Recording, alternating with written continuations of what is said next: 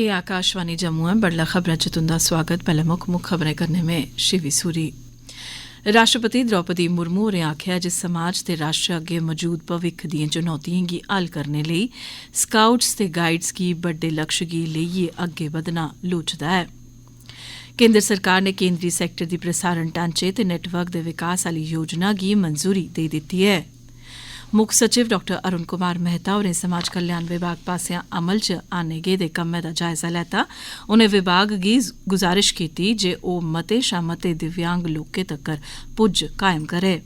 ते जम्मू दिएं deputy commissioner होरें अरनिया इलाके दा व्यापक दौरा लाइयै सुक्के कूड़े दे प्रबंधन आह्ले शैड दा उद्घाटन कीता ते बक्ख-बक्ख योजनाएं तैह्त जारी विकास कम्में दा निरीक्षण भी कीता।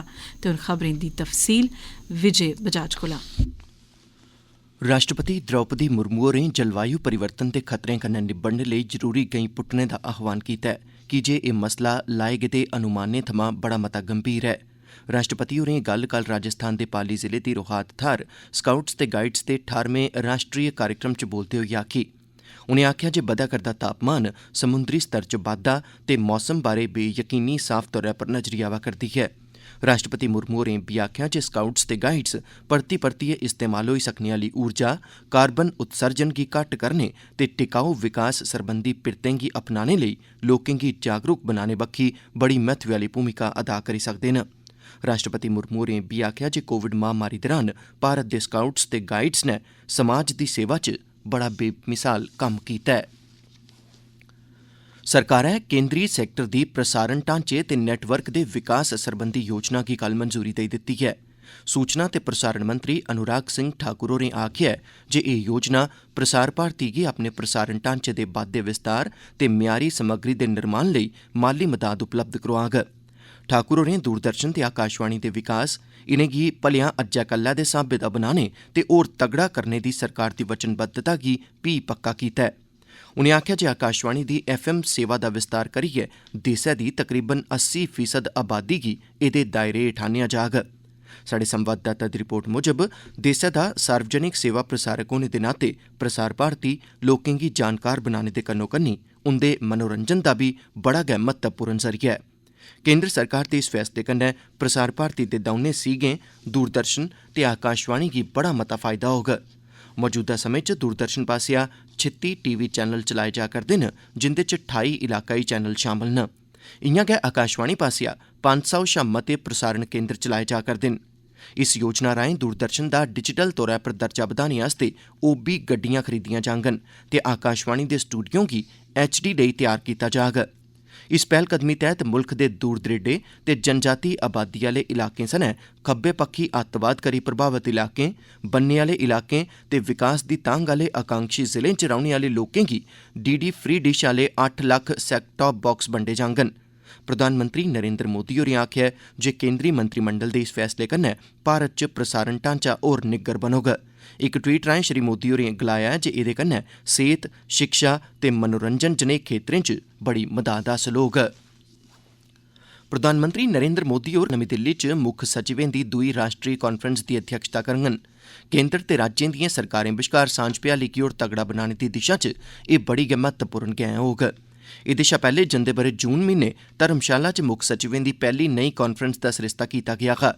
3 ध्याड़ें दी इस कांफ्रेंस दा आयोजन 5 शा 7 जनवरी तगर कीता जाग। एह्दे च केंद्र सरकार दे प्रतिनिधिएं ते राज्यें ते केंद्र शासित प्रदेशें दे मुक्ख सचिवें सनै 200 शा मते लोक हिस्सा लैङन।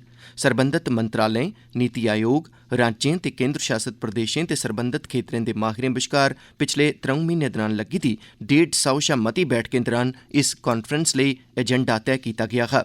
इस कांफ्रेंस दौरान मुक्ख करियै 6 विशें पर चर्चा होने दी मेद ऐ, जिंदे च भलेआं लौह्के ते दरम्याने दर्जे दे उद्यमें सनै ढांचागत विकास ते रास पूंजी, महिला सशक्तिकरण, सेह्त ते पोषण ते हुनर विकास जनेह् विशे मुक्ख तौर उप्पर शामल न। जल शक्ति मंत्रालय पास्सेआ अज्ज भोपाल च राज्यें दे मंत्रिएं दी पैह्ली अखिल भारती सालाना कांफ्रेंस दा आयोजन कीता जा करदा ऐ। प्रधानमंत्री नरेंद्र मोदी होर बड्डलै 9:45 बजे एह्दे च अपने विचार सांझे करङन। इस कांफ्रेंस दा विशे ऐ ब'रे 2047 लेई पानी बारै दृष्टिकोण। इक ट्वीट च प्रधानमंत्री होरें आखेआ जे एह् नीतियां बनाने आह्लें गी इक मंच पर किट्ठे आह्नने दा मौका देग तां जे टिकाऊ विकास ते मनुक्खी तरक्की लेई पानी दे साधनें स्रोतें दा इस्तेमाल करने लेई चर्चा दा मौका उपलब्ध होई सकै। प्रधानमंत्री नरेंद्र मोदी होरें विद्यार्थिएं, अध्यापकें ते अभिभावकें गी गुजारिश कीती ऐ जे ओह् परीक्षा पर चर्चा नां दे गल्लबात आह्ले अनोखे कार्यक्रम च पक्क गै हिस्सा लैन। परीक्षा पर चर्चा कार्यक्रम दे 6वें संस्करण दा आयोजन इस म्हीने दी 27 तरीक गी नमीं दिल्ली दे तालकटोरा इंडोर स्टेडियम च कीता जाग।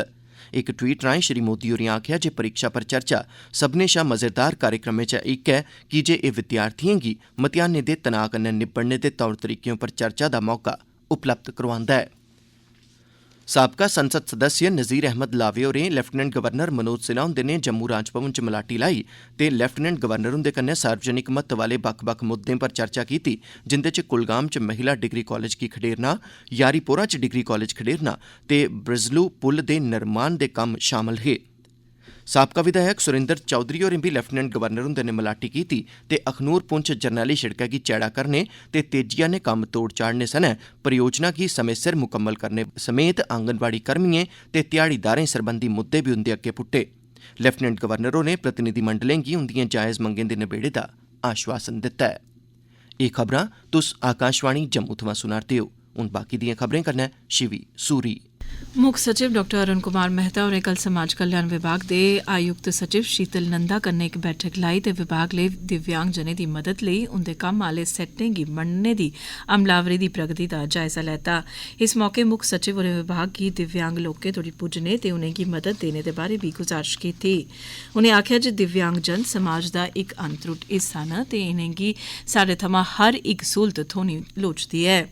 डॉ मेहता होरें नशे रोधी अभियानें ताईं प्रयासें गी जारी रखने दी जरूरतै पर बल दित्ता ते स्कूलें कालजें च नशा मुक्त अभियान सरबंधी कार्यक्रम करवाने दे बारै बी निर्देश दित्ते। उनें केंद्रीय शासित प्रदेश च वृद्ध आश्रमें, नारी निकेतन, इक थाह्र सब्बै सहूलतां उपलब्ध होने आह्ले वन स्टाप केंद्रें गी खडेरने दे बारै बी जानकारी हासल कीती। उनें इनें सभनें गी कानूनी मदद ते होरनें मदाद दे बारै बी सलाह दित्ती। मुक्ख सचिव होरें आयुक्त सचिव होरें गी सब्बै हेल्पलाइन नंबरें दा प्रचार करने ते उन्नत ते होरनें वैबसाइटें उप्पर प्रचार प्रसार करने दी बी गल्ल आखी।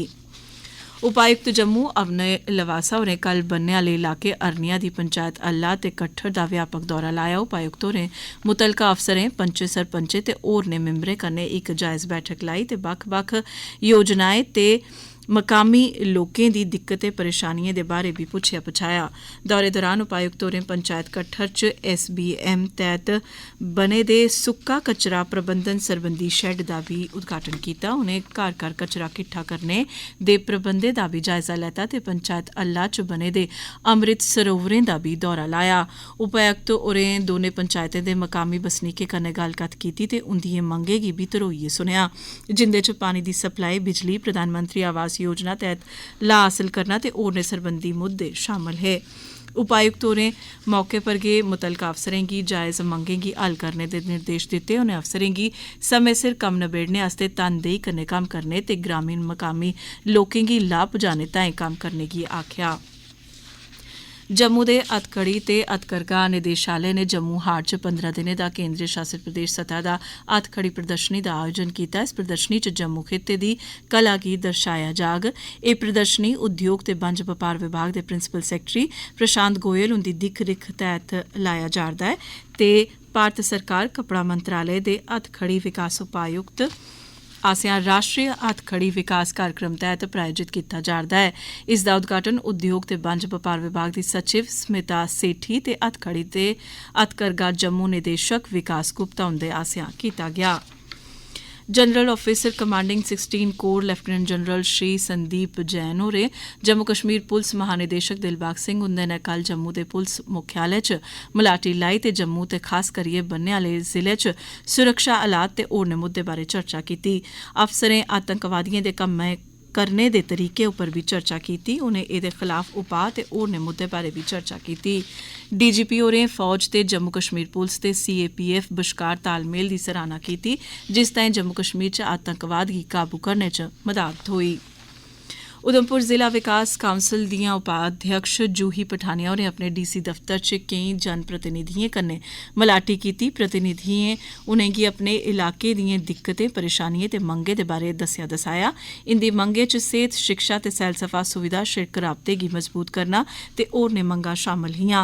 उपाध्यक्ष होरें उंदी मंगें गी सुनेया ते उनेंगी उंदियें जायज़ मंगें गी तौले शा तौले हल करने दे बारे आश्वासन दित्ता। अखीरै च खास खबरें इक बारी परतियै राष्ट्रपति द्रौपदी मुर्मू होरें आखेआ जे समाज ते राष्ट्र अग्गे मौजूद भविक्ख दिएं चुनौतिएं गी हल करने लेई स्काउट्स ते गाइड्स गी बड्डे लक्ष्य लेइयै अग्गे बधना लोड़चदा ऐ। केंद्र सरकारै केंद्री सैक्टर दी प्रसारण ढांचे ते नेटवर्क दे विकास आह्ली योजना गी मंजूरी दित्ती ऐ ते मुक्ख सचिव होरें समाज कल्याण विभाग पास्सेआ अमल च आह्न्ने गेदे कम्में दा जायजा लैता। एह्दे कन्नै गै खबरें दा एह् बुलेटिन समाप्त होआ।